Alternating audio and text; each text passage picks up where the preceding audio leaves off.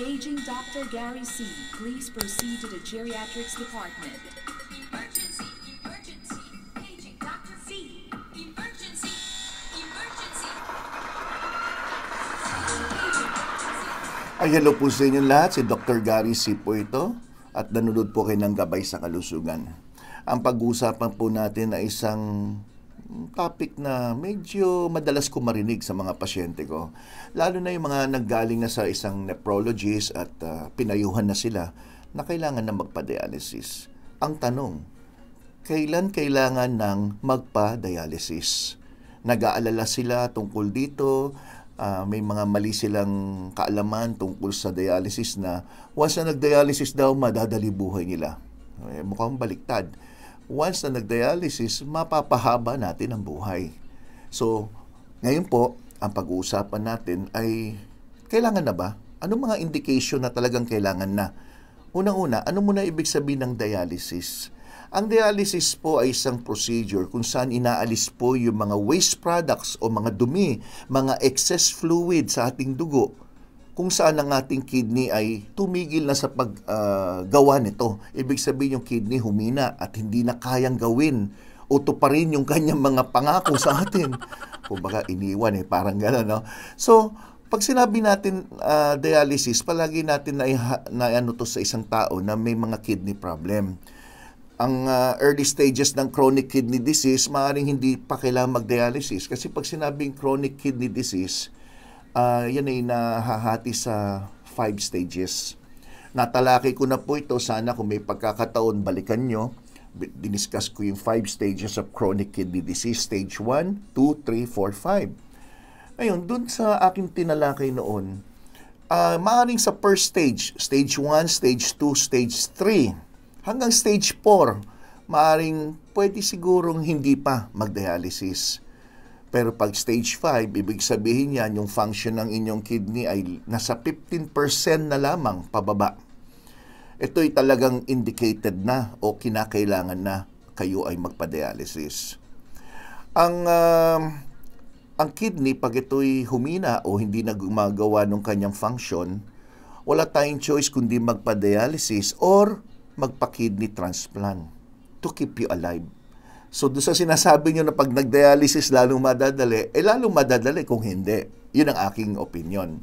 Ngayon, kailan natin umpisahan dapat ang dialysis? Okay, kung nandun na tayo sa 15%, kasi marami ang pasyente na, maski na yun din ang payo ko, ayaw nila, sa anumang dahilan. Isa na dyan yung financial siguro na dahilan, no? But narinig ko na ang PhilHealth ay tumutulong, no? At tinaasan na nga yung number ng dialysis session ng bawat benefactor. So, ang tanong, kailan? According to the National Kidney Foundation, ang pinaka-guideline nila ay kung ang inyong kidney function ay 15% or less. If you have severe symptoms, o mamimili tayo, maaring above 15 pa yung function ng kidney mo, above 15%, pero may mga severe symptoms po kayo. Pag sinabing severe symptoms, yan yung mga talagang mga nararamdaman nyo na hindi na maganda na dulot ng inyong mahinang-mahinang bato. Ngayon, pag binanggit natin ito, ang binabase natin doon sa sinasabing percent ay base doon sa tinatawag na glomerular filtration rate. So mapapansin nyo, di ba may kulay berde, yung function ng kidney nyo nasa 60% pataas. Consider pa yan na okay, normal pa yan. Pero kung nasa pagitan na ng 15 to 60% ang inyong glomerular filtration rate, ibig sabihin yan, meron na tayong kidney disease. At pag bumaba sa 15, which is nakasakulay pula, kidney failure na po ang tawag, hindi na kidney disease, kidney failure. Kadalasan dito sa may kidney failure, yung pula na yan, ito na yung mga sumusunod na mararamdaman yung symptoms. Shortness of breath, fatigue o hinang-hina, muscle cramps, palaging pinupulikat, naduduwal at nasusuka. Itong mga ito ay maaring indication para kayo po i-advise na mag-undergo ng dialysis. Isipin nyo po, nararamdaman nyo yung mga yan dahil yung lason na dapat ilabas ninyo sa inyong pag-ihi o sa function ng inyong kidney ay hindi nyo na ilalabas. Your doctor will help decide kung kailangan nyo na mag-dialysis. At hindi po yung iba kasi sinasabi, naku, yung doktor ko pinapadialysis ako, papagastusin pa ako. Hindi po. Pag nagdesisyon ng doktor, meron siyang pinagbabasihan. Kadalasan ng basihan po niyan ay ang inyong mga lab tests. Minemeasure yung kidney function nyo at tinitingnan kung pwede ba o hindi na, o base rin sa inyong symptoms kung talagang matindi na po yung mga nararamdaman nyo o mga dinadaig nyo. Ang common question, once I am on dialysis, will my kidneys get better? Ibig sabihin, once na dialysis ba ako, pwede bang gumanda na kidney ko at hindi na matuloy dialysis? Ang sagot, pwede. Pwede ho. Pero nangyayari po yan sa mga may acute, hindi chronic kidney disease. Acute, ibig sabihin yung humina ng biglaan lang. Kasi ganito po yan. The chances that your kidney will get better depend on what caused your kidney failure. Kung ang kidney failure nyo, halimbawa, ay nahati yan sa dalawa. May tinatawag na acute saka chronic. Pag sinabing acute, ibig sabihin sudden na humina ang kidney nyo. Ano yung mga pwedeng dahilan nun? Ipapaliwanag ko. Pag sinabing chronic, ibig sabihin matagal na yan na humihina ng humihina. Normally, ito yung mga hindi na bumabalik sa 100% na function.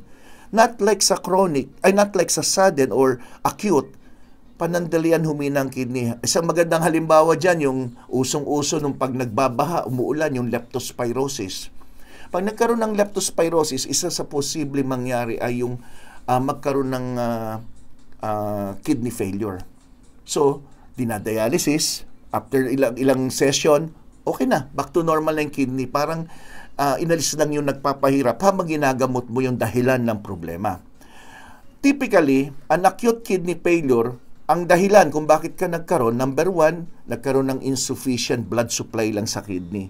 Sandali lang, maaaring sandali. Number 2, obstructed urinary flow. Pwedeng may mga bato or kidney stone na tinatawag na hindi lang ikaw nakaihi ng maigi, nahirapan yung kidney, so nagkaroon ng failure pero acute. Ibig sabihin, sandali lang. Once na naalis mo yung obstruction sa ihi, ayos na.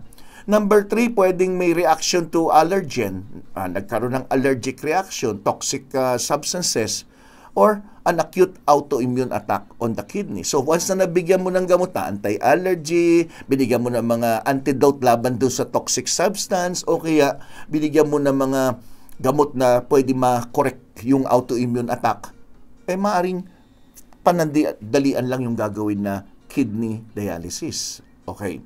So, what are the causes of the chronic naman? Ito na. Ito yung palaging sinasabi ko sa mga pasyente ko. Ang typical cause ng chronic or gradual, dahan-dahan, unti-unti na humihina ang inyong bato ay ang mga sumusunod. Ang walang kamatayan na sakit na diabetes at ang pangalawa ay hypertension. Yang dalawang yan, pag-combine hypertension and diabetes na parehong hindi kontrolado at kinalaunan sa tagal ng panahon na meron kang ganitong sakit at hindi nyo na kontrol, unti-unti humihina po ang inyong kidney. Isa pang problemang sakit, yung tinatawag na glomerulonephritis, inflammation o pamamaga o infection do sa glomeruli. Yung glomeruli, yan yung functional unit ng ating kidney. Ibig sabihin, ito yung mismong tagasala, yan yung talaga tagalinis ng ating dugo. So kung may diferensya ka doon sa mismong filter na nagsasala, naglilinis, imagine nyo, di talagang hindi magpa-function ang inyong kidney. Di ho ba? Another typical causes of chronic gradual kidney failure is polycystic kidney. Long-term autoimmune attack sa inyong kidney. Yung kaninang binanggit ko, sandali lang, short-term. Ito long-term, yung mga matagalan na may autoimmune disorder ka.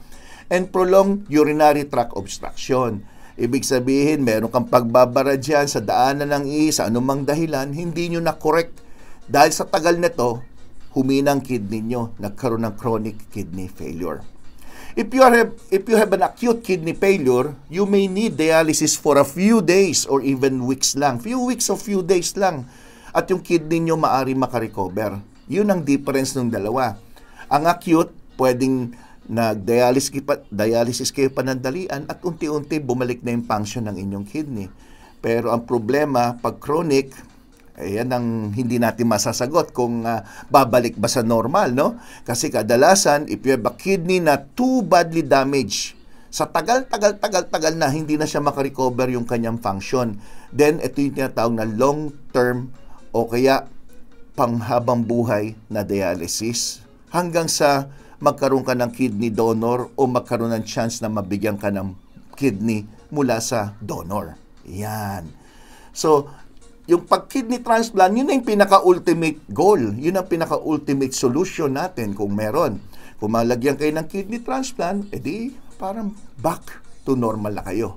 Hindi na magdadialysis. But sometimes may mga gamot na iniinom na panghabang buhay to avoid rejection. Ngayon, what are the two types of dialysis? So, common din itong tinatanong. Kasi usually, pag dialysis, dalawang klase ang ina-advise ng mga doktor. Ang una, yung tinatawag na hemodialysis. Yan yung pupunta ka sa isang dialysis center na nakahook ka doon sa isang makina kung saan yung dugo ninyo ay ilinalabas at sinasala ng machine at dinilinis at binabalik din sa inyo yung dugo niya. Yan yung tinatawag na hemodialysis. Yung pangalawa, peritoneal dialysis. So, paliwanag natin ang gusto. What is hemodialysis? Sa hemodialysis, yung machine, inaalis yung dugo nyo sa katawan nyo at papasok yan sa tinatawag na dialyzer. Yan yung artificial kidney kung saan pinipilter yan at binabalik sa inyo yung malinis nyo ng dugo. Yan yung kadalasan na nakikita nyo na dinadala sa isang lugar, sa either hospital o kaya sa isang center na ang tagal niya mga 3 to 4 hours. Yung mga ganyan. Ang hemodialysis, 3 to 4, may iba 5 hours na process na usually sa dialysis center ginagawa yan 3 times a week. Yan yung usual na frequency na ginagawa. So, minsan sinasabi ng doktor, pwedeng, sige, twice a week na o once a week, depende sa nakikitang improvement ng isang pasyente. What happened before hemodialysis? So, anong gagawin mo na ng isang pasyente bago, ano yung mga procedure? Ito po na. Before you start hemodialysis, mag-undergo ka ng minor surgery. Ang purpose ng surgery na to ay magkaroon ng access sa inyong dugo, yung bloodstream nyo. Ang tawag dun sa mga procedure na yon, magkakaroon ka ng fistula. Arteriovenous fistula is the connection ng artery sa ng vein. Usually ginagawa yan sa braso. Isa pang tawag doon ay AV graft, no? So, arteriovenous graft, kung saan if the artery and the vein are too short to connect, your surgeon will use a graft. Parang lalagyan niya ng tubo para i-connect yung dalawa kung ito'y napaka-iksi. Usually, magdi-decide dyan yung gagawang surgeon kung ano yung mas nararapat sa isang pasyente. So, AV fistula at saka yung grafts na ginagawa, ang main purpose lang yan, enlarge yung connection ng artery at saka vein ninyo. So, kinoconnect yan. Diyan na ngayon kakabit yung mga tube para papunta dun sa dialysis machine. So, ang purpose lang yan, simple. Para lang matulungan na bumilis yung blood flow nyo in and out para mailabas at maipasok sa katawan nyo yung dugo na nalinis na. So, ganyan yung itsura niyan kung mapapansin nyo, no? So, pwede dyan sa braso, yan, hemodialysis. Ngayon, yung peritoneal dialysis naman, ito pwedeng gawin sa bahay. Pero, ang tanong, ano doon sa dalawang i-advise ng doktor? Depende sa assessment ng doktor. Dahil ang peritoneal dialysis, ang risk of having infection mataas. Kaya nagdi-decide yung doktor kung ano talaga nababagay sa pasyente. At the same time, hindi rin pwede gawin yung peritoneal dialysis kung medyo mataba yung pasyente o malaki yung tiyan. So, ginagawa yan, may assessment muna at kung ano yung nababagay sa pasyente. Sa peritoneal dialysis po, ang peritoneal dialysis, gumagamit naman ng napakapino na maliit na tube, pinapasok dyan sa abdominal lining ninyo na tinatawag na peritoneum. Yung peritoneum, parang yun ang bumabalot sa inyong tiyan, no? Sa abdomen, no? So, finifilter niya yung blood through the aid of dialyzing solution. This solution is a type of cleansing liquid, no? Para linisin, that contains water, salt, and other additives. So, ang purpose yan, dyan sa tiyan, dinidrain nyo yung mga dumi nyo sa pamamagitan dyan sa tiyan. So, sa peritoneal yan.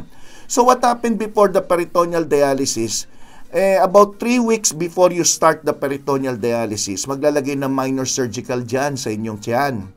At yung surgeon mag-i-insert nitong parang maliit na tube na tinatawag na parang catheter through your belly, going to your peritoneum o yung mismong space na naglaline sa inyong abdomen. Itong catheter na to, mag-stay dyan sa place na yan permanently, so hindi mo na inaalis. So, ang itsura niyan parang ganito, peritoneal dialysis. Yan. So, kung ano man doon sa dalawa, peritoneal man o kaya hemodialysis, please follow your doctor.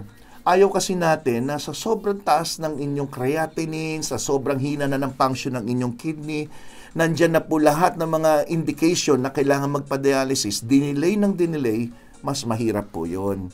Kaya wag ko kayong matakot na sinasabi na, ay, lalo madadali. Hindi po totoo yun dahil may ibang mga pasyente, dahil sa dialysis, mas naging may quality ang kanilang buhay at nakasama nila yung mga mahal nila sa buhay na mas mahabang panahon. Hindi ho ba? So, extending life po yan. Hindi po yan nagpapashorten ng life. Okay po ba? Kung nagustuhan niyo yung paliwanag ko, syempre thumbs up naman dyan at mag-iHeart GSK dyan sa comment section. At huwag niyo kalimutan, mag-subscribe dito sa Gabay sa Kalusugan, Dr. Gary C.